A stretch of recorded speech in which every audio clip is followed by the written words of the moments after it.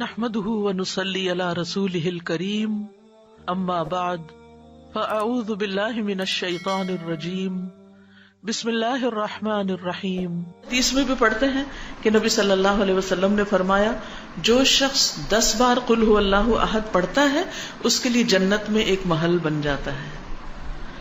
عمر رضی اللہ عنہ کہنے لگے کہ اے اللہ کے رسول صلی اللہ علیہ وسلم اس طرح تو ہم بہت سارے محل اپنے لیے تیار کر لیں گے، یعنی بہت دفعہ ایسا ہی عمل کریں گے۔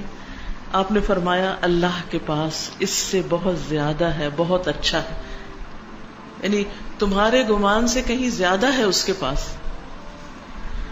اور پھر آپ دیکھیے کہ ایک اور شخص کے بارے میں آتا ہے کہ وہ ایک بار ساری رات اسی سورت کی تلاوت کرتے رہے، اسی کی تکرار، اسی کی تکرار، اسی کی تکرار، قل هو اللہ احد اللہ الصمد لم یلد ولم یولد ولم یکن لہ کفوا احد۔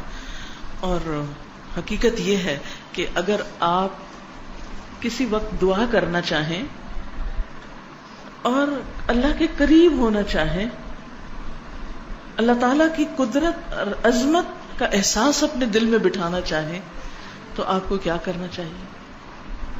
بغیر گنے کئی بار قل هو اللہ احد۔ اگر آپ کو ریاکاری کا ڈر ہے، شرک کا اندیشہ ہے، شرک سے ڈرتے ہیں، اپنے اندر اخلاص پیدا کرنا چاہتے ہیں تو اسی سورت کو پڑھیں، بار بار پڑھیں، اور پھر اس کی تاثیر آپ دیکھیں، یہ کرنے سے پتہ چلتا ہے۔ نبی صلی اللہ علیہ وسلم کو جب یہ بات پتہ چلی کہ وہ ساری رات ہی پڑھتا رہا تو آپ نے اس کو منع نہیں کیا۔ اس لیے اگر کوئی اس کو ایک سے زیادہ بار پڑھتا ہے تو کوئی منع نہیں ہے، لیکن اس کے لیے کوئی جگہ، کوئی وقت، کوئی گنتی، کوئی ہنسا کچھ مقرر نہیں،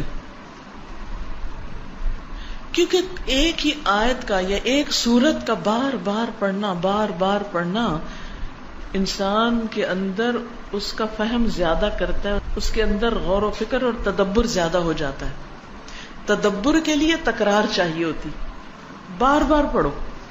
ہم تو ایک دفعہ قرآن پڑھتے ہیں اور اس کے بعد بند کر کے وہ اوپر شیلف میں رکھ دیتے ہیں، مکمل ہو گیا، اب مزید اس سے کوئی کام نہیں۔ اس کی فضیلت یا اس کے بارے میں یہ بھی آتا ہے کہ یہ انسان کی بیماریوں کو دور کرنے والی ہے۔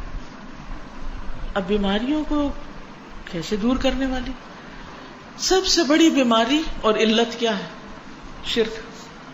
سارے غم ہی شرک کی وجہ سے آتے ہیں، ساری مصیبتیں شرک کی وجہ سے آتی ہیں، اللہ سبحانہ وتعالیٰ کی ناراضگی شرک کی وجہ سے آتی، چاہے شرک اکبر ہو چاہے شرک اصغر ہو۔